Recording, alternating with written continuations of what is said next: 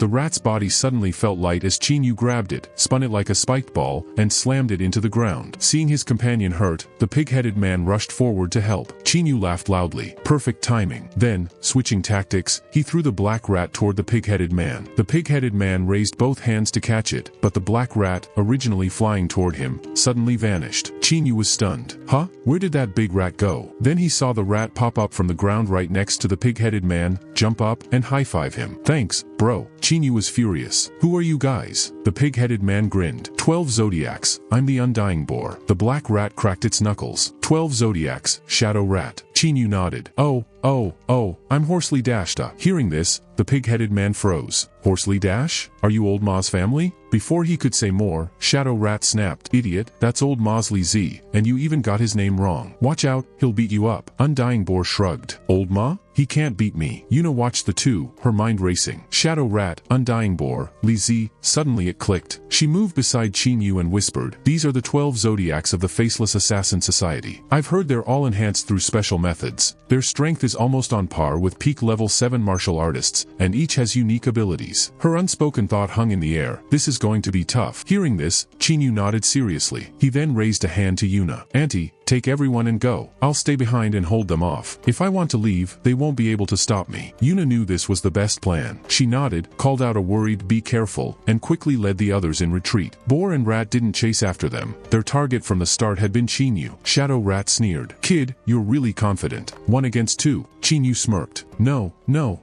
It's more like 3 against 2. With that, Chinyu entered his fully equipped state again, fire cannons and claws ready. He stomped the ground and launched himself at Boar and Rat. His first target was Shadow Rat, but the rat's speed was blinding. Just a slight body shift was enough to dodge Chinyu's attack. Without hesitation, Chinyu redirected his fist toward Undying Boar. The boar neither dodged nor flinched, casually sucking on a lollipop. The fist slammed squarely into Boar's belly, the force rippling outwards. The blow connected, but Chinyu's expression changed. A tremendous force bounced back from Boar's stomach, sending Chinyu flying backwards. Chinyu realized his strength was useless against this pig-headed beast. Watching Chinyu get thrown back, Undying Boar chuckled. I'm Undying Boar, kiddo. Chinyu slammed his feet into the ground to stop his momentum and charged again, fists flying. But whether aiming for the head, belly, or neck, Undying Boar stayed unhurt. Annoyed by the constant attacks, Undying Boar finally retaliated with a casual backhand. The single blow shattered Chinyu's arm guard and sent searing pain through his right arm. Chinyu's face darkened. One thought filled his mind. This guy's cheating. He's definitely cheating. Undying Boar finished his chips and casually tossed the bag aside. Alright, playtime's over. Back to work. He raised a massive fist, like a sandbag, toward Chinyu. Chinyu managed a weak grin. Could you try not to hit my face? The next instant, the sandbag-like fist slammed into Chinyu's face, nearly knocking him out. Not stopping there, Undying Boar followed with a left hook to Chinyu's jaw. 2 hits were enough to send Qinyu crashing to the ground. Undying Boar rolled his shoulders. Done and dusted. Time to clock out. But before he could gloat, Qinyu pulled himself out of the crater. A sinister grin spread across Qinyu's face. This is how you use the power of a demon, fatty. In that brief moment, Qinyu had figured out Undying Boar's ability: absorb impact, reflect attacks, and be impervious to direct assault. Thinking fast, Qinyu charged at Undying Boar. Closing the distance, he grabbed the boar by the waist, hoisted him up, and plunged into the dense forest. Finally,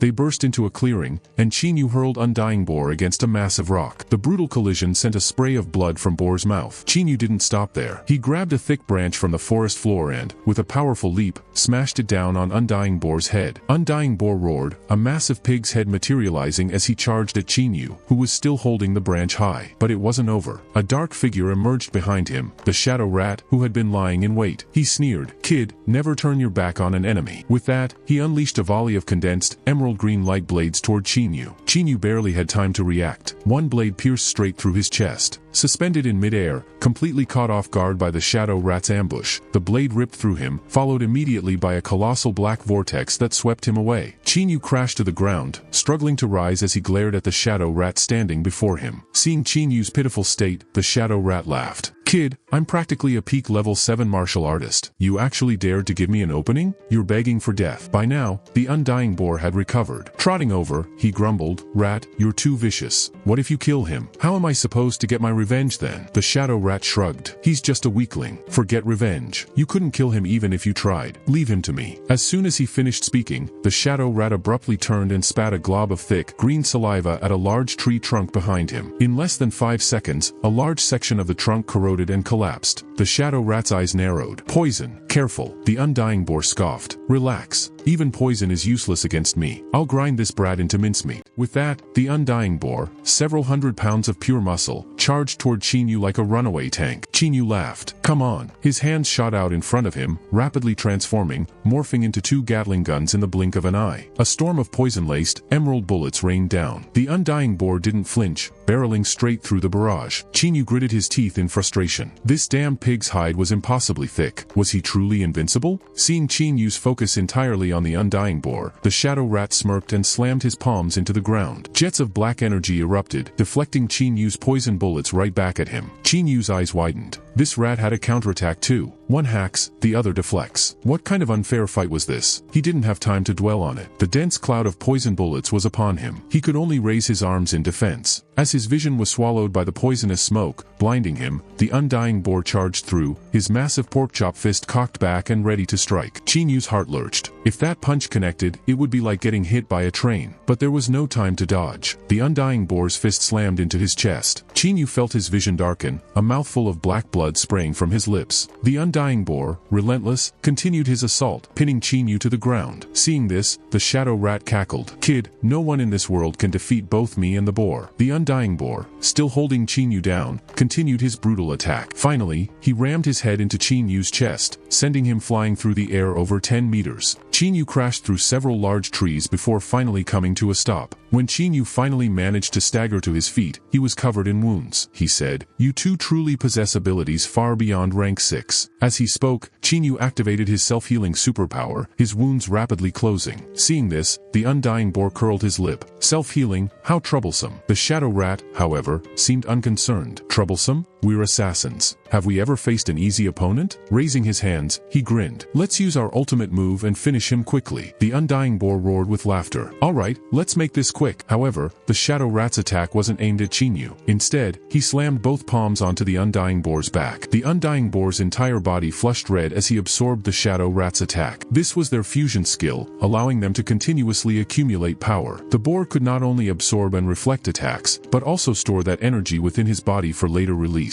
Right now, the Shadow Rat was channeling his attack into the Undying Boar. Qinyu frowned as he watched. He knew if he tried to endure their next combined strike, he wouldn't survive. Suddenly, the Undying Boar, having reached his energy limit, let out a roar and charged at Qinyu. He moved like a speeding bullet train, so fast it seemed like he broke the sound barrier. A deafening explosion followed, the shockwave violently uprooting and snapping countless trees. When the dust settled, only the Undying Boar remained standing, but his face showed no sign of victory. Like the Shadow Rat, he looked shocked. Qinyu had vanished without a trace. Suddenly, the Shadow Rat sensed something above him and quickly looked up. a massive hand came slapping down from the sky. The shadow rat was stunned. What the hell is this? Where did this Buddha's palm come from? At the moment of the boar's attack, Chinyu had used the Devil Slayer's instantaneous teleportation to escape. Now, he was launching his attack from above, aiming straight for the shadow rat's head. So, you black rat can fly? Well, this young master can fly too, like a bio-Iron Man. Seeing Chinyu descending from the sky, the shadow rat didn't just wait to die. He instantly conjured a swirling black wind barrier to block the attack. But Chinyu's strike was incredibly powerful. Even the shadow rat couldn't fully defend it. After the blow landed, 2 deep claw marks appeared across the shadow rat's face. Roaring in fury, he snarled, "You're dead." He raised his hands, then with a swipe unleashed a volley of razor-sharp blades. Chinyu dodged expertly, weaving through each wave of attack. Finally, he couldn't resist taunting. "Is that all you've got?" The shadow rat roared back furiously. "You forced me to use this move. You should be proud." He slammed his fist into the ground, triggering a loud explosion that carved a deep crater in the earth. Propelled by the black wind, countless shards of rock shot into the air. Chinyu hastily raised his arms to shield his face. But then, the shadow rat rose into the air, his entire body wrapped in black wind and swirling debris. Swinging his arms, he unleashed a deadly torrent of rock and wind, like a storm of lethal rain. Yet after the attack, the shadow rat frowned. He could tell his assault hadn't hit Chinyu. A jolt of fear shot through him. Could that brat have? He looked up quickly, but Chinyu was already behind him, hands blazing, striking down toward the shadow rat's head. Yet this attack missed too. Riding the wind, the shadow rat twisted away easily, laughing triumphantly. "Kid, you're still too green. Got guts? Try and catch me." Chinyu raised an eyebrow. "Why would I chase you? I don't really want to." Heh. With that, Chinyu leapt into the air, throwing a punch toward the shadow rat. Using the black wind as a foothold, the shadow rat hovered midair, twisting his body nimbly to dodge the blow. Taking advantage, he kicked Chinyu hard in the back, sending him sprawling to the ground. The shadow rat laughed from above. "Told you, you're still too green." Chinyu picked himself up. "You might not be as fast as me, but your maneuverability's definitely better." He looked up to see the shadow rat moving at high speed through the air, leaving only after images behind. "Now what?" the shadow rat taunted as he flew off. "Kid, out of tricks? Is that all you've got?" Chinyu looked at his hands, then suddenly swung them down and transformed them into 2 powerful jet engines. The shadow rat stared in shock. "What the hell? He can even do that?" With a roar like 2 beasts, streams of air blasted from Chinyu's hands. He angled his body and launched into the air, rocketing straight at the shadow rat like a bio-Iron Man caught completely off guard. The shadow rat was slammed in the chest and nearly knocked out. Losing control of the wind, he crashed through trees and hit the ground hard. The undying boar rushed over, worried. But the shadow rat had already fainted. The boar looked up and saw Chinyu hovering above, staring down at him. "Your turn," Chinyu shouted, then shot down toward the boar. The undying boar activated his bullet reflection shield, but when they collided, a huge explosion engulfed them both. Flames and shockwaves tore through the forest, leaving Chinyu and the boar badly injured and sprawled on the ground. Gasping, the boar wondered, "Is this kid a monster?" From a distance, Chinyu got up, popped his dislocated shoulder back, and quickly healed his wounds. A cruel grin spread across his face. "Fatty, rested enough? Let's finish this." The boar tried to sit up but could only shuffle backward, calling out, "Shadow rat, what are you doing? Get over here, he's almost done. This is our chance." But the shadow rat was badly wounded, caught in the blast radius and barely hanging on. Chinyu stood before the boar, grabbing his thick neck and lifting him effortlessly. "You can't hurt me," the boar growled. Chinyu chuckled darkly. "I know, but I can hurt him." Before the boar could react, Chinyu slammed him down onto the shadow rat. The boar roared and activated his softening ability, but even malleable, his weight nearly crushed the rat. Chinyu grabbed the boar's leg and lifted him again. "Still alive? Nice teamwork. Let's try that again." With a cruel smile, Chinyu hurled the boar like a shot put toward the shadow rat. "Boar, stop!" the shadow rat shouted, desperately summoning his wind scythe to intercept the flying mass. The boar knew that if he stayed softened, the wind scythe would tear him apart, so he activated his rebounding defense and emerged unharmed. But the combined force of his weight and Chinyu's throw was too much for the shadow rat. His body collapsed instantly, dead. Chinyu clapped his hands, satisfaction clear on his face. "Is that all? You call yourselves peak level 7 martial artists? What a disgrace." He grabbed the boar by the head again. "What more do you want?" The boar roared, "You can't kill me. No one can break through my defenses." Chinyu's laugh was cold. "We'll see about that. Your friend just paid the price for your arrogance." His grin turned sinister. "You absorb and rebound attacks, right? But what happens if the speed is slow and the force is weak? Can you still rebound that? The boar hesitated. Would that even count as an attack? Could it be deadly? Chinyu forced the boar's jaws open, spat a mouthful of thick green poison inside, then slammed them shut and shook him hard, forcing him to swallow. The boar shuddered, not from disgust, but from sudden, intense pain. His body swelled rapidly, like a balloon. The poison spread fast. With a final roar of agony, he collapsed, dead. Chinyu nodded, satisfied. Not bad. Back home, we butcher pigs the same way. Speaking of which, I'm suddenly craving blood sausage. The boar's corpse lay on top of the shadow rat skeleton, which had been corroded almost to dust. Chinyu scoffed and deactivated his transformation. Undying boar? More like undying joke. With that, he turned and headed toward Yuna and the others to regroup. He opened his system and leveled up, a surge of demonic power bursting through him. In an instant, Chinyu was back at peak strength. Elsewhere, Yuna stood with her team. Her opponent was a white-furred monkey wearing a red collar and wielding a long staff. He moved so fast he easily kept her on the defensive with just one hand. He chuckled, "Your speed's useless against me. I could block a Gatling gun's fire, let alone you. Madam, I'm sure you wouldn't want anything to happen to your daughter, right?" Yuna grimaced. This guy was tough. The monkey sneered, "Fast, strong, experienced. You're a top-tier level 6, but you're still a step below me. Every attack you throw is meaningless. My reaction speed beats even level 7 dance masters." Before he could go on, a voice interrupted, "Monkey, why waste time? Just capture her. We still need to find the undying boar." It was Ox, who was currently struggling against Yuli and 2 others. Despite their attacks, they only caused shallow scratches. Even Tangling's sneak attack left just a light cut on Ox's shoulder. Ox chuckled, "Not bad speed, little girl." Tangling's blade was trapped in Ox's hand, unable to pull free. He added, "Monkey, provoking these mantises without reason isn't wise. They're ruthless." The monkey scoffed, "Old Ox, you're too timid. Once bitten by a snake, afraid of a rope for 10 years. Don't tell me the mantises scared you so much." Ox, in a burst of anger, released Tangling's blade. "What do you know? I was lucky to survive. You lost your last 2 lives to the mantises. Watch out you don't join them." The monkey dodged Yuna's next attack and sneered, "If you don't know what you're talking about, just shut up. Your breath stinks." Before he could recover, Yuli swung her broadsword from behind. The monkey easily parried, frustrating Yuli. He laughed, "Ladies, I don't want to fight you. My brother and I just want to finish our mission." With a flick of his staff, he knocked Yuli down. "Let's cooperate," he said. "Tell us where the undying boar is, and we can settle this peacefully. Besides, young lady," he said to Yuna, "I heard you were badly injured and took over 10 years to recover. Surely that's no medical miracle. The undying pearl must be inside you." Ox, holding Tangling's hair, stepped forward. "Monkey's right. Why not say so sooner?" Yuna's face darkened. "Yes, I used it. So what?" The monkey quickly raised his hands. "Don't get me wrong. We're not here to punish you, just to get what's ours." Ox looked at Yuna. "You couldn't have absorbed the whole undying pearl so quickly. Why not hand it over? It'll save us the trouble of taking it ourselves. If you hand it over, you might live. If we take it, who knows what else we might pull out," he warned. Yuli glanced anxiously at Yuna. "Mom." Yuna shook her head slightly. "Don't say anything. I know what I'm doing." Ox and the monkey exchanged looks and chuckled. "Oh, so mother and daughter. Even better." The monkey smirked. "Madam, I'm sure you wouldn't want anything to happen to your daughter, right?" Yuna stayed calm. "Then you wouldn't want anything to happen to the undying pearl either. To kill us, you'd have to strike 4 times. Me? I only have to crush this pearl once. Want to try your luck?" Her words left Ox and the monkey stammering. We can talk this over." Yuna raised her spear. "Even if you called me grandma today, it wouldn't matter. You think I'd trust assassins?" Ox sighed. "This is why I hate dealing with military types. They're even more stubborn than we are." Just as things stalled, a rumble grew louder nearby. The monkey grinned. "Oh, Boar, you finished that fast?" The newcomer was indeed Boar, supposedly defeated by Chinyu. Boar smirked. "Finished him off. That brat died miserably." Seeing Boar's unsteady walk, Monkey said, "Careful. I keep telling you to eat less. Lose some weight, will you?" The undying Boar grinned sheepishly and scratched his head. Monkey pointed at Yuna. "She's stubborn, tough to crack. Why don't you go mess with her a bit? Maybe scare her." Boar chuckled. "She's tough, but don't worry. I'm the best at handling her type." He slapped Monkey on the head. Monkey swatted his hand away angrily. "Show some respect." Boar took a fighting stance toward Yuna. "Please, teach me." Monkey had a bad feeling. This lazy pig was usually sluggish. Why so eager now? Maybe he liked this mantis woman. Then again, her strength was impressive. Maybe if he introduced her to the Holy Lord, she could replace that coward horse and join the new 12 zodiacs. At that moment, Yuli stepped behind Yuna uncertainly. "Mom,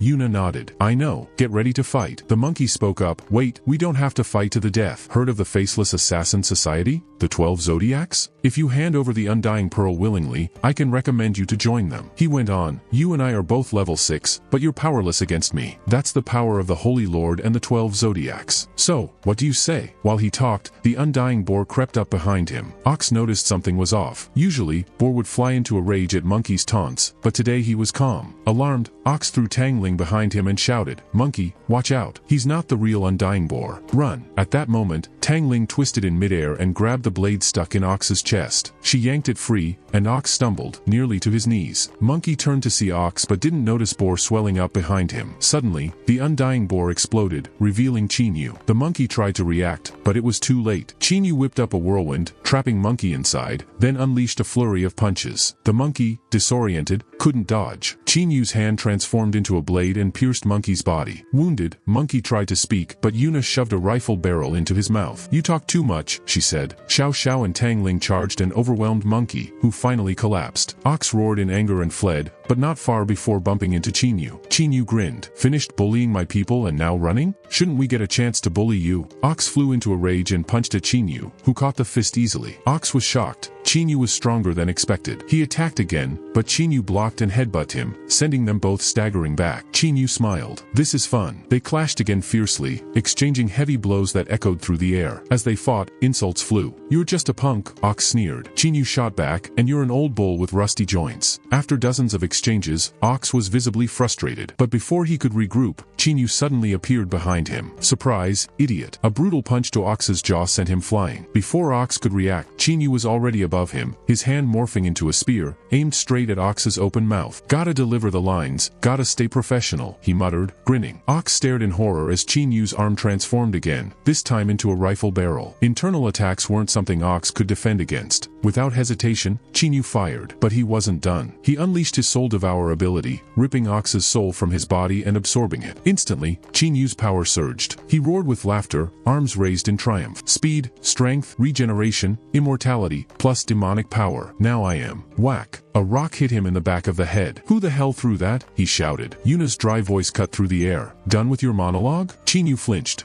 There were 3 more lines. And a Red Bull ad. Contractual obligations. Yuna leveled her spear at him. You want to keep babbling? Frantically, Chinyu waved his hands. No, but I have to do the ad. I took their money. He whipped out a paper and started reading. Red Bull gives you wings. You'll die in ways you can't even imagine. The awkward, overly dramatic pitch continued while Yuna just shook her head in disbelief. With that out of the way, the group resumed their journey toward the rendezvous point. On the way, Chinyu checked his status. He'd reached mid-stage level 4. He was now strong enough to fly like a demon. Superman cosplay? No problem. Up ahead, Tangling signaled. Movement. Chinyu and Yuna rushed forward, alert. Suddenly, 6 shadowy figures descended from the sky. The first to land had long red hair and a dramatic entrance. Hey, that's my move, Chinyu called out. I should charge royalties. The man wore a mask with dragon horns, dragon of the 12 zodiacs. With him came horse, goat, dog, rooster, and tiger. Half the zodiacs, all at once. Yuna's face darkened. Before she could speak, Chinyu stepped up, smirking. What's this? Gonna flex your numbers? Don't think I'll back down just because you brought a crowd. You clowns aren't even worth my time. He activated berserk mode. Dark runes lit up across his body. Then he turned to Yuna. When the fight starts, retreat. Get reinforcements. Yuna shook her head. I can take 2 of them. No need, Chinyu said, resolute. I'll handle it. Go. Understanding, Yuna nodded. With a slight shift, she and the others prepared to escape. Dragon watched everything unfold from the front and gave a small nod. Instantly, the other zodiacs moved to surround Chinyu's group. Surrender, Dragon said flatly. It's 5 against 6? You've got no chance. Chinyu grinned and wagged a finger. Not necessarily. Just then, a bolt of lightning streaked across the sky and crashed down near them. Old Wang Ba, damn, that's some serious speed, Chinyu muttered. Their backup had arrived, none other than Ironclad King 8, the divine turtle couple. A powerful gust of wind swept through as they made their entrance. Before touching down, Tang Chi launched the giant turtle shell straight at Rooster, who barely had time to react before getting blasted out of sight. Vice Principal Wang landed gracefully, catching the shell with one hand. You're wrong, he said with a booming voice. Now it's 8 against 6. Tang Chi landed next to him, perched on the shell. Dragon's expression darkened. The strongest offense and defense? I thought you were crippled. Wang laughed. I was, but thanks to this brother of mine, and the undying pearl, I'm fully healed. Qin Yu and Yuna let out a silent sigh of relief. Wang had just claimed the undying pearl, shifting the attention away from them. Dragon's eyes narrowed. You have the undying pearl? Wang didn't flinch. That's right. You want to try and take it? Dragon knew better. Together, the couple could kill even a level 8. His team, though strong, was still only peak level 6. No chance. Retreat, he ordered sharply. The others turned to follow him toward where Horse had fallen. But just then, a scream tore through the air. Goat cried out in pain as a spear-like weapon shot through his waist, impaling him instantly. The attack left Goat a broken corpse. Before they could react, an explosion rang out from the trees, and Sun Wu appeared, radiating menace. You really thought you could just leave? He sneered. That arrogant, Dragon froze. You're the six-eared macaque? Gripping a nearby tree, Sun Wu's voice was cold. You know me? Good. So choose, kill yourselves, or I'll do it for you. As he passed Chinyu, he smirked. Still breathing, huh, little rabbit? Lucky day. Chinyu shot back. Don't worry, I'll live long enough to attend your funeral. But wait, he added. How is everyone here? Wasn't the signal jammed? Vice Principal Wang tapped the turtle shell. Those bastards tricked us. The signal was never down. But when you didn't curse on screen for hours, we knew something was wrong. He flexed and added, honey, let's wrap this up. My arms are tired. Tang Chi smiled. Tired already? You're weaker than you look.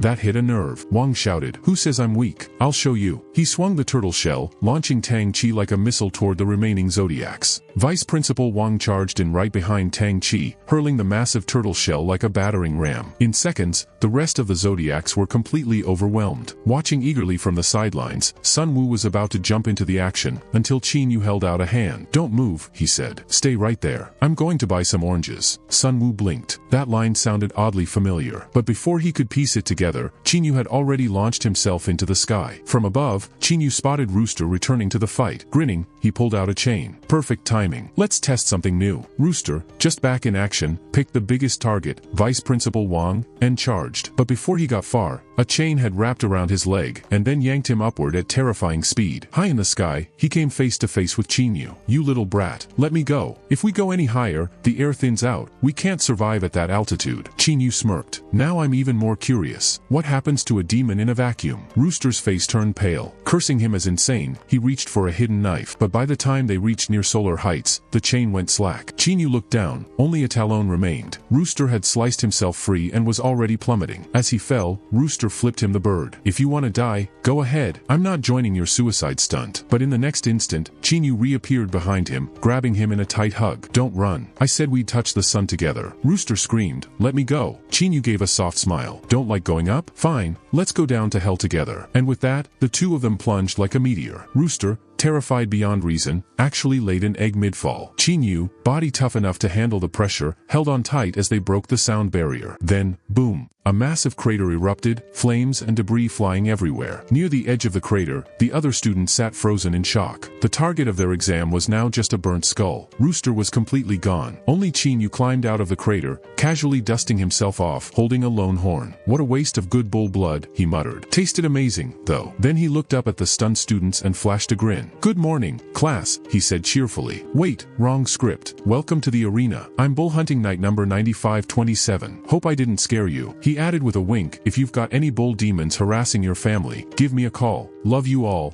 Manhwa. And with that, he turned to leave. One brave student called out, but that bull was our target. Qin Yu turned around with a dead serious face. No, that was my target. I'm a righteous warrior, sworn to exterminate bull demons. He turned again, took 2 steps, then paused. He was going the wrong way. Well, even powerful demon hunters can have a bad sense of direction, right? The students just stared at the scorched remains of the bull, all thinking the same thing. Does this still count for credit? But Qin Yu didn't care. Elsewhere, Sun Wu was already taking on both tiger and dog at once, and winning. Yuna was handling horse solo with ease, holding her own like it was nothing. Meanwhile, the leader of the 12 zodiacs, Dragon, was locked in a fierce fight against Tang Chi and Vice Principal Wang. Using his mastery of the 5 elements, Dragon was keeping up for now, but he knew he couldn't last. If the battle dragged on, he'd lose. He needed a way out. Suddenly, a streak of red shot across the battlefield. Qin Yu was coming for him. Startled, Dragon threw up a wall of earth to block the charge. It shattered shattered instantly. "Take this," Chinyu roared, slamming into Dragon chest first like a missile. The blow nearly knocked him into another dimension. Panicked, Dragon tried to hold him off with condensed earth energy, but Chinyu bulldozed through it like it was paper. At last, Dragon truly understood how terrifying this kid's strength was. He quickly switched tactics, summoning a huge iron spike from the ground. It launched Chinyu into the air, buying Dragon a moment to breathe. "Is this monster really just a student?" he thought, dazed. But before he could finish the thought, Chinyu was already in front of him again. Dragon didn't stick around. He dove straight into the earth, using a technique to tunnel away. Chinyu tried to follow, but his own earth skills were more about defense than movement. He ended up face-planting, farther from Dragon than ever. Soon, the battlefield was quiet. Dragon had escaped underground, and the remaining 5 Zodiac members were wiped out. Vice Principal Wang fired a flare, calling in the exam organizers. Minutes later, helicopters arrived and teachers began debriefing. The students took a well-earned rest, until Vice Principal Wang's voice boomed across the field. "What do you mean? Continue the exam? Are you serious? They just fought off professional assassins. You think they've still got energy for more?" He wasn't done. "There's barely a few hours left in the competition, and even if they wanted to keep going, where would they find more qualifying prey?" The organizer just laughed and shrugged. "That's not entirely true. Those assassins more than qualified. But how do we know it was the students who beat them, and not you teachers?" The implication was clear. Chinyu caught on instantly. While Wang continued arguing, Chinyu casually strolled over, sipping from a nutrition pack. "Hey, Comrade Xiao Wang," he called out cheerfully. "What are you yelling about now?" Then, turning to the organizer with an innocent grin, he added, "I keep telling him, a turtle like him shouldn't be getting so worked up." The organizer raised an eyebrow, thinking he'd found an easy mark. "Tell me, student," he asked smoothly, "if this were a fair competition, would you agree to someone getting a free pass without earning it?" Vice Principal Wang opened his mouth to stop him, but Chinyu was faster. "Of course not," he said, wide-eyed. "A fair competition should be fair. What's the point if people just skip ahead?" Wang nearly face-bombed. The organizer lit up. "Exactly, so we can't let you all advance automatically. And it sounds like you agree. Wonderful. If everyone's on the same page, then the competition continues." Chinyu blinked in fake confusion. "Wait, what? Continue? Who gave you the right to make us fight more?" The organizer just chuckled, still not realizing he'd been played. "You did, just now, in the name of fairness, right?" Chinyu suddenly cut in, his tone sharp. "What did I just say? I'm injured. My head's not clear. And you're trying to trick me into saying nonsense. What's your angle? Wait, are you one of the assassins?" The accusation dropped like a bomb. The organizer froze, stunned. "What? No, of course not. You don't even look hurt. Where are you injured?" Chinyu sighed dramatically. "Hold on." He grabbed his left arm and, crack, twisted it into a grotesque Z shape. The organizer nearly passed out. Before he could react, Chinyu shoved his nutrition pack into the man's hands and collapsed to the ground, screaming, "Murder! The teacher hit me." Completely flustered, the organizer looked down at the pack in his hands like it was a live grenade. "I didn't hit him," he cried, turning to the students. "You saw that. He fell on his own. Your friend he's hallucinating." But Yuna stepped forward calmly, her voice cool as ice. "First violence, now personal insults? Isn't that crossing the line?" Realization hit the organizer like a truck. They're all from the same school. Without missing a beat, Xiao Xiao and Tang Chi dramatically threw themselves on the ground next to Chinyu, groaning in fake pain. The organizer's brain practically short-circuited. This was blatant collusion, but what could he do? He was outnumbered, outplayed, and out of options. In the end, the organizers caved. They admitted that the students had proven themselves capable of rivaling level 6 experts and allowed them to advance directly to the finals. Later, as the team lifted off in a helicopter to rest and recover, a shadowy figure watched them disappear into the sky. His face was hidden, but frustration radiated from him. This was the mechanical vanguard. "Useless assassins," he muttered. "All that careful planning, wasted. Looks like I'll have to start from scratch." And with that, he turned and marched away with his army of robots. Meanwhile, after landing, Chinyu pulled Vice Principal Wang and Sun Wu aside for a celebratory drink. "I owe you both big time," he said. "Let's get drunk." The two didn't need much convincing. After all the chaos, they figured they'd earned a break. At a local bar, the trio ordered several cases of beer, settling in for a proper celebration. Midway through the first round, Vice Principal Wang suddenly frowned. "Wait a second, you're a demon. You can't even get drunk. This isn't fair." Chinyu just grinned and flashed an okay sign. "No problem. I can modify my body. If you dare to drink, I dare to get drunk." And with that, the party was on. By the time they stumbled out of the bar, they were calling each other brother, slapping each other's backs, and even made a dramatic oath of brotherhood right there on the street. But their drunken parade was abruptly cut short. They almost walked straight into a beautiful young woman, Rabbit, one of the 12 Zodiacs. As they passed her, Rabbit suddenly launched a sneak attack from behind. Too bad for her. The Kui family's defensive skill triggered automatically in moments of danger. In a flash, 3 needles shot back toward Rabbit before she could even blink. The ambush exposed, the trio turned, eyes blazing. Their glares alone sent chills down her spine. Vice Principal Wang didn't hesitate. He launched his Iron Mountain Palm, sending Rabbit flying. Sun Wu rolled into action, leaped up, and nailed her with a monkey knight kick, landing squarely on her chin. Qin Yu closed in on Rabbit from behind, wrapped his arms around her waist, and slammed her face first into the ground with his crow dive bomber. "Keep striving, young lady," he muttered, not the least bit sympathetic. "You've still got a long way to go." Chivalry clearly wasn't in his vocabulary. Qin Yu, completely unfazed, staggered to the roadside and began violently throwing up. Vice Principal Wang, who had just been laughing at him a moment ago, doubled over and started retching just as hard. Eventually, the 3 drunken warriors slumped beside a trash bin and passed out completely, drawing a crowd of curious onlookers. Phones came out. Photos were snapped. Some laughed. One kind-hearted soul finally called the police. Meanwhile, back at the student accommodations, Tang Ling sat quietly, staring up at the night sky, lost in thought. The clicking of high heels snapped her out of her daze. She turned. Tang Chi was walking toward her. "Little one, what's on your mind?" Tang Ling hesitated, then softly replied, "Strength." Tang Chi sat beside her. "Strength? What kind?" Tang Ling sighed. "The Mantis clan always says we're the strongest warriors, that we were born to be assassins. We're taught that if someone stands in our way, we beat them. Simple. But the gap between me and him keeps growing. If we're so strong, why does it feel like I'm falling behind?" Tang Chi was quiet for a moment, then said, "There's no such thing as the strongest race. That's why the Mantis clan constantly seeks out strong genes. We're not the strongest, we're just trying to be." She leaned forward, her voice growing serious. "Do you know why we're always ambushing the strong and looking for powerful partners?" Tang Ling answered quickly, "To surpass ourselves, to grow stronger." Tang Chi shook her head. "That's the story we tell everyone else. The truth? It's because we're selfish. Our nature is to dance on the edge of a knife, and the people we choose have to dance with us. If they're not strong enough, they die. That's our world." Her gaze sharpened. "If the person I love ever becomes too weak to defeat me, I'll cripple him myself. That'll be the end for both of us. We'll vanish from the battlefield. Because surviving is more important than dying a warrior's death." Tang Ling looked down. "But what about me? I'm still not strong enough." Tang Chi smiled gently and held out her hand. "Then we train. I won't promise you can beat Qin Yu, but I can help you chase off the girls trying to steal him. But," she added, her smile turning wicked, "you know how Mantis clan training works. It won't kill you, but it'll hurt worse than death." Tang Ling gripped her hand tightly. "Pain and blood have never scared me." Tang Chi nodded approvingly. She flicked a knife into a nearby tree, pinning a note to the bark, then turned and walked off, Tang Ling close behind. Not far away, a pair of horse ears twitched from behind a rock. It was Yuli. She peeked out, eyes following the direction Tang Ling and Tang Chi had gone. Her face lit up in alarm. Without a moment's delay, she bolted toward Xiao Xiao's room. Kick! She slammed the door open. "Xiao Xiao, wake up! Tang Ling ran off to train without us. We can't fall behind." But the room was empty. Yuli blinked. "Wait, where'd she go?" Just then, Yuna walked up to the door. "Xiao Xiao went to see her clan elders for training too," she said calmly. Yuli turned and threw herself into Yuna's arms like a dejected puppy. "We all promised to get stronger together. Why'd they sneak off without saying anything?" Yuna smiled reassuringly. "Qin Yu's power has put pressure on everyone. Don't blame them." Yuli let out a weak laugh. "I'm not mad. I'm just wondering how I'm supposed to get stronger. I don't even have a basic combat skill right now." "You don't need to worry," Yuna replied. "I can't teach you basic combat skills, but I can teach you other techniques. Ones that are just as important." Yuli's eyes lit up. "Really? Will it help me get strong fast?" Yuna shook her head. "Nope, it won't be fast. But if you don't start grinding now, you'll just fall further behind. If you weren't born with talent, you'll have to make up for it with effort. From today on, train harder. Keep working on your footwork. Small progress adds up. One day, you'll transform, just like a butterfly." The next morning, Qin Yu and his 2 drunk companions, finally sober, stumbled out of the police station. Sun Wu turned serious. "Nobody talks about what happened last night, understand? If people find out we got wasted and beat up a girl in the middle of the street, we're screwed." Vice Principal Wang nodded like a bobblehead. Then he turned to Qin Yu, narrowing his eyes. "You especially, not a word." Naturally, Qin Yu went straight to live stream. "Hey, guys," he grinned into the camera. "Just got out of the police station. Sun Wu paid the fine, didn't cost me a dime. How awesome is that?" He started fiddling with his phone, clearly planning to live stream the whole drunken disaster in detail. Smack. Vice Principal Wang whacked him on the head. Then Sun Wu grabbed the phone, snapped it clean in half, and tossed it back at him. "What else do you want to stream? Huh? Do you want to die?" As Sun Wu turned to storm off, Qin Yu shouted after him. "Big bro, wait, where are you going?" Sun Wu froze. "Don't call me big bro. I don't have a little brother who who spends over 200,000 yuan of my money in a single night. Qinyu blinked, confused. Wait, wasn't it just a few tens of thousands? Oh, the other 200,000 was to compensate that girl? You hit her too? Sun Wu roared, veins popping in his forehead. He stormed off, fuming. Vice Principal Wang sighed and turned to Qinyu. So, how are we getting back? Taxi. Qinyu grinned. A taxi? You think I'm like you? My wife isn't here, so I can't fly right now. I can fly, Qinyu bragged. I know, Wang muttered. But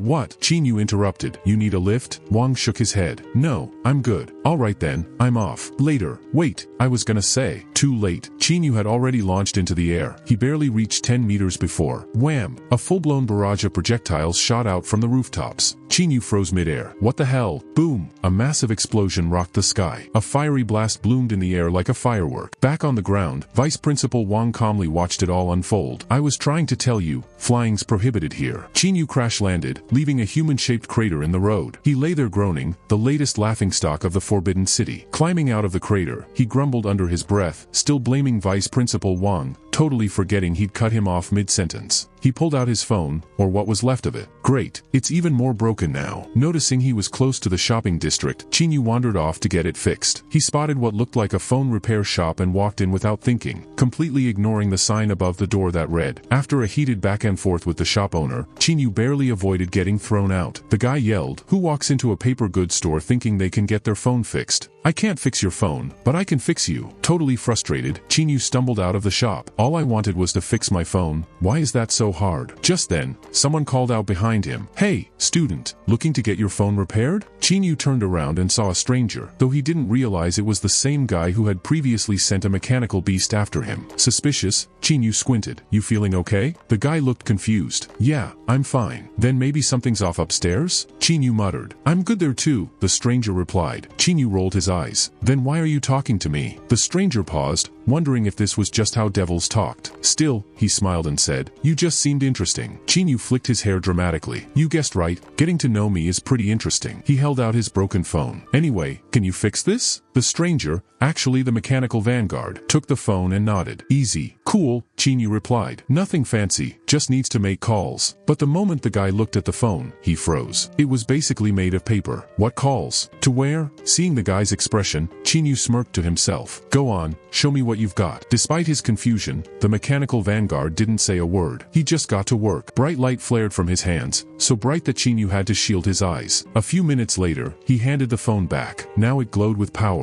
It had calling, video, games, even a built-in 10G connection, way stronger than anything else on the market. What do you think? Qinyu stared in shock. Dude, did you fix my phone, or build an entirely new one from scratch? Then he added with a grin, one more thing, can it catch fire? The question nearly broke the guy's brain. Still, he raised his hand, energy cannon glowing like he was about to test it for real. Qinyu quickly yanked the phone back. Whoa, relax. No need to take it that seriously. This phone's a masterpiece, don't torch it. After fiddling with it for a bit, Qinyu smiled. Let's do this properly. I'm Qinyu, I'm a devil. The guy smiled back. Lin Hao, human. Qinyu's curiosity kicked in. You're crazy good with tech. Can you build robots? Like Gundams, Iron Man suits? Lin Hao chuckled and shook his head. You like that kind of stuff? Unfortunately, that's not my specialty. I focus more on human enhancement. Like Terminator stuff? Qinyu asked. Not quite, Lin Hao replied. I work with parasitic modifications. The human body has crazy potential, but not everyone can unlock it fully, or safely. My goal is to help humanity evolve the right way using tech. I'm sure, as a devil, you understand. Even devils have unpredictable paths when evolving. But with science, we can map everything out, isolate the best cells, and guide evolution perfectly. Qinyu was impressed. Okay, that's seriously cool. What do you call it? Lin Hao grinned proudly. The nanofactor. Lin Hao tapped the sidearm on his hip and said calmly, this genetic upgrade even links directly to weapons. It makes machines an extension of your body and can even influence devil genetics. No matter how strong you are, you're not faster than tech-enhanced weaponry. He looked at Qinyu. So, tell me, what's faster, a devil or a gun? Qinyu's expression turned serious. Depends on the distance. Lin Hao raised an eyebrow. Oh, and what do you mean by that? Qinyu replied coolly. Beyond 5 steps? A gun is definitely faster. And within 5 steps? Still the gun. Fast and accurate. Lin Hao was completely caught off guard by that answer, and Qin Yu broke into laughter. Haha, no matter how sharp a devil's reflexes are, a bullet's still faster. Then, without warning, Lin Hao raised his pistol at Qin Yu. In an instant, Qin Yu's right arm morphed into a cannon, aiming right back at him. He grinned. Your gun's quick, but mine's not slow either. As warning alerts rang in Lin Hao's earpiece, he realized Qin Yu was absolutely serious. You're really gonna challenge me right here? Qin Yu suddenly retracted his arm cannon and shook his head. Nah, not enough room here. Let's save it for a bigger space, make it a proper fight. Lin Hao nodded and holstered his weapon. Agreed. And when my nano-factor upgrade is complete, you'll be the first to experience it. Qin Yu chuckled as he turned to walk away, looking forward to it. 11 days passed in a flash. The final round of the tournament had arrived. After days of intense competition, only 122 participants remained, including Qin Yu and his crew. Dressed in a new tournament uniform, Qin Yu stepped onto the field alongside Xiao Xiao, Yu Li, and Tang Ling. Noticing the familiar twin blades on Tang Ling's back, once wielded by Tang Qi, Qin Yu could tell his teammate had grown much stronger. The finalists were soon teleported onto a massive spaceship, which soared at high speed toward the final battle arena. Watching the scenery fly by, Qin Yu mumbled, "So, how are they dropping us off this time? Another teleport?" Xiao Xiao quickly added, "Probably. But this time, once we hit the ground, don't rush into battle. First, regroup with us." But before he could finish, his seat suddenly dropped out from under him, sending him into a freefall. Qin Yu looked out the window just in time to see Xiao Xiao falling. What kind of crazy landing is this? He turned and saw Yu Li and Tang Ling dropping too. Then click, it was his turn. To his horror, the terrain below was exactly what he feared most, swamp. No, not the swamp. Panicking, Qin Yu activated a teleport at the last second, and reappeared inside the ship's control room. The crew stared at him in stunned silence. Across all previous tournaments, no one had ever landed there before. Qin Yu and the staff exchanged a glance. He could already tell what they were planning. "Wait, hold on," he shouted. "I'll turn off my parachute. I'll drop into the swamp myself." But the staff weren't buying it. Two of them grabbed him and said, "Yelling won't help," before tossing him straight out of the control room's airlock. Qin Yu clung on like his life depended on it, grabbing one staff member by the pants, and almost dragging them right off. What neither of them expected was that the guy had worn budget pants that day. Rip, the fabric tore apart mid-struggle. Cheap pants. Qin Yu cursed as he plummeted toward the swamp below. Even before hitting the ground, the sound of his descent alerted something lurking beneath. A strange, beast-like creature, part crocodile, part frog, leapt up, jaws wide open, ready to chomp. Right as Qin Yu activated his teleport device, Tang Ling landed nearby, calm and graceful. She didn't even make a splash, standing on water like it was solid ground. Almost immediately, gunfire erupted from the trees. A storm of bullets flew her way, but she twirled her twin blades with precision, deflecting every shot effortlessly, like a warrior in a dance. Then, she paused. A figure hovered in the air nearby, fast, robotic, and dangerous. A mid-level stage 4 green mantis, the figure observed. "You're clearly no ordinary contestant. Still, not strong enough." The figure smirked. "I'm Hong, a modifier." Tang Ling narrowed her eyes. "I've heard of your kind, machine hybrids who control metal at will, born with tech running through your veins." Hong laughed proudly. "Exactly. We can manipulate metal, modify our bodies, and master any machinery. Watch." Instantly, dozens of mechanical parts swarmed around him, snapping into place and forming high-tech weapons. A barrage of bullets followed, raining down on Tang Ling like a storm. But after a few seconds, something felt off. Hong realized none of the bullets had hit. He had only been shooting at afterimages. Panicked, Hong deconstructed the weapons and turned them into full-body armor. Too late. A green flash slashed across his shield, cracking several layers. Tang Ling zipped around him like a phantom, delivering blow after blow in rapid succession. In seconds, she struck dozens of times, leaving Hong overwhelmed. Cornered and frustrated, Hong shouted, "You think I'm that easy to beat?" Dropping all defense, he extended both arms, his fingers stretching outward. Mechanical reflexes kicked in. Dozens of whip-like blades sprouted from his hands and back, lashing through the air in every direction. This was his ace move, blade line defense, a technique fast enough to block even bullets. But Hong overlooked one crucial detail. Tang Ling was faster than bullets. In a blur, she sliced through the blades with surgical precision. Several of the mechanical limbs were cut down instantly. Then suddenly, a massive splash erupted from the swamp. Water sprayed everywhere, sending droplets flying toward Hong. This triggered his auto-defense mode, making every blade spin and flail in wild defense. A flash of green light burst again, and Tang Ling appeared right above Hong. In an instant, all the blades on Hong's body were sliced off. Still stunned, Hong turned, and Tang Ling was suddenly behind him. Clumsy metalhead, ready to give up? Or do you want me to help you out? She teased. Tang Ling scored the point. Watching from outside the arena, Vice Principal Wang Fu Xiao cheered, as expected from the Mantis clan. Their talent really shines. Our chances at the championship just got better. But Yuna frowned, glancing at the scoreboard. Not so fast. Her eyes locked on Tao, a top-tier level 4 student from the Honey Badger clan, whose score was skyrocketing, 5 points in no time. Even Vice Principal Wang was impressed. Who's this student? Yuna wiped her sweaty palms. No matter who, I just hope our students stay safe. Meanwhile, deep in a ravine of the arena, a fierce fight was underway. Xiao Xiao and Yuli faced off against two identical ninjas. Xiao Xiao noticed several darts stuck in an earthen wall she'd just created. Suddenly, the two ninjas rushed forward. Yuli's temper flared. She leapt out from behind the wall and attacked one ninja. But it vanished. It was just a clone. Spinning, Yuli struck at the remaining ninja. Then the vanished figure reappeared, slashing at her with a long blade. Yuli realized this ninja was using clones to move between illusions. Quickly, she powered her legs, kicked one figure away, and leapt to dodge the attack. Xiao Xiao, unhindered, slammed her hands together and raised them. Rocks and stones shot up, surrounding her completely. The ninja jumped and released more than 10 silver clones.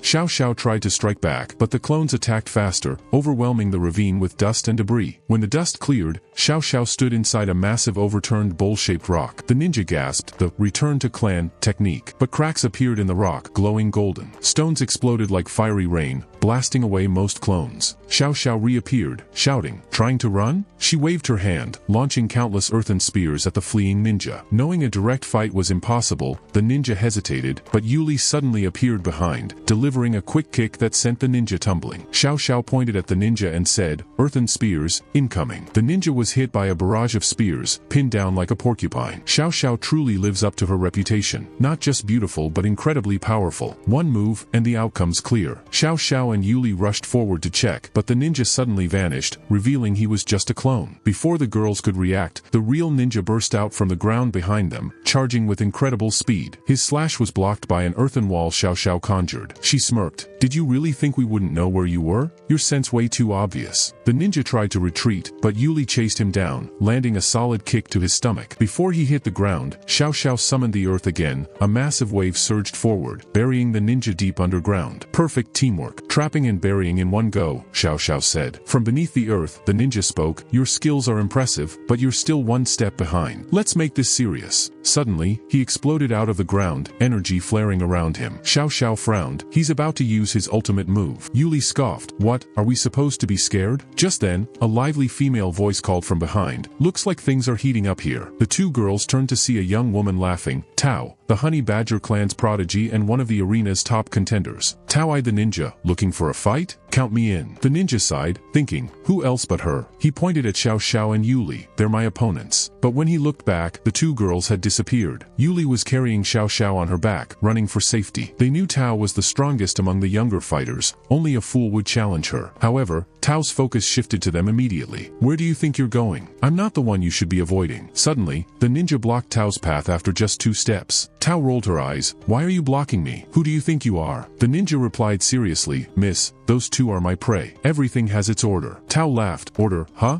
Well, if I finish you, doesn't that make me number 1? Right, tin can. The ninja was furious, but before he could respond, Tao's hand was at his throat. He dodged just in time, cursing under his breath. Swinging his long blade, he aimed for a large scar on Tao's chest. Tao looked surprised. Wow, your blade is fast. With moves like that, you'd fit right in with the top fighters. The ninja stared, stunned, as Tao's scar healed instantly, disappearing in a flash. Injured but unshaken, Tao entered a fierce state, veins bulging as she shouted, Brat, daring to attack us Outlanders? Do you know the consequences? Ignoring her, the ninja created over a dozen clones that lunged at Tao. Tao didn't dodge, she let the clones strike her. Covered in blood, she laughed loudly. The ninja attacked relentlessly but eventually stopped. Is he even fighting? Or just here to cause chaos? Spectators outside the arena were confused. In the teacher's room, Sun Wu sighed. These kids don't stand a chance. Yuna was shocked. Teacher Sun, what do you mean? Vice Principal Wang explained. You've never faced the Honey Badger clan. They're monsters. You either finish them in one hit or leave them alone. If you get stuck in a long fight with them, you're definitely going to have a rough time, Vice Principal Wang warned. Yuna nodded. So, they're good at prolonged battles? Wang shook his head. It's not just that. There's something else. just watch. Back in the arena, Tao made her move. With raw power, she grabbed one of the ninja clones and slammed it into the ground so hard it bounced high into the air. Meanwhile, Xiao Xiao and Yuli were trying to escape when Thin blocked their way. He waved his hand, summoning a swarm of flying swords that cut off their route. Yuli urged Xiao Xiao to run and leave her behind, but Xiao Xiao was drained and just hoped Qinyu would come to their rescue. Suddenly, an attack came from the nearby forest, shattering the swords above them. Thin spun toward the forest, shouting, "What do you think you're doing?" A chuckle echoed through the trees as Lin Hao, the guy who made a phone for Qinyu back at the market, stepped out. "Honestly, this is pathetic," Lin Hao said. "Using dirty tricks on two girls, then bullying the weak to cover up your losses? Only losers do that." Thin's face turned bright red. Lin Hao wasn't done. "Bullying the weak only makes you weaker. Eventually, you and your whole line will be wiped out by better genes." Then, turning to the girls, he added, "But you two have real potential. Genes can be enhanced, strength can be improved, but if your character is weak, no amount of power will matter. You're already better than him." Thin scowled. "Enough with the talk. We're here for help, not lectures." At that moment, another sound came from the forest. Two pushed the Holy Lord, sitting in a wheelchair, into view. The Holy Lord immediately started roasting Thin. "He's right, you're useless," the Holy Lord snapped. "You threw all 12 zodiacs at a single student and got shut down. Back in my day, even a stray dog I found would have been stronger, and it knew how to fight." Then, he looked at Lin Hao. "Vanguard officer, reaching this level without natural talent? Impressive. I hear you've been working on some new artificial gene research." Lin Hao waved him off. "Don't even think about taking my rice genes. You're not worthy." He sneered. "Old man, without your 12 zodiacs, you can't even beat Zhu Beiji. Once I perfect this gene, I'll come for you in your own territory, and win." The Holy Lord had seen the craziness of the scientific church firsthand. Even at his peak, they were tough to beat. The good news? Their goals aligned, for now. The Holy Lord turned to Xiao Xiao and Yuli. "Do you know about the immortality beads?" Before anyone could answer, Rabbit interrupted. "Talking to you is pointless." Just as he lunged, Tao appeared and slammed a fist into Rabbit's face with so much force it sent him flying through a tree. "Little Rabbit," Tao growled. "Who said you could touch my prey?" Thin looked around, confused. Why are more people showing up to mess things up? Nothing ever goes smoothly. Lin Hao laughed. "The Honey Badger clan is famous as warriors. They're on my list after I beat the devil. Their genes have evolved so much they don't even have a self-preservation instinct. Before their genes collapse, the more they fight, the stronger they get." Rabbit, picking himself up, asked in disbelief, "The more they fight, the stronger they become?" Lin Hao nodded. "Every time they get hurt, they adapt really fast, and there's no limit to how much they can improve. You either take her down quickly, or you wear her out until she can't continue.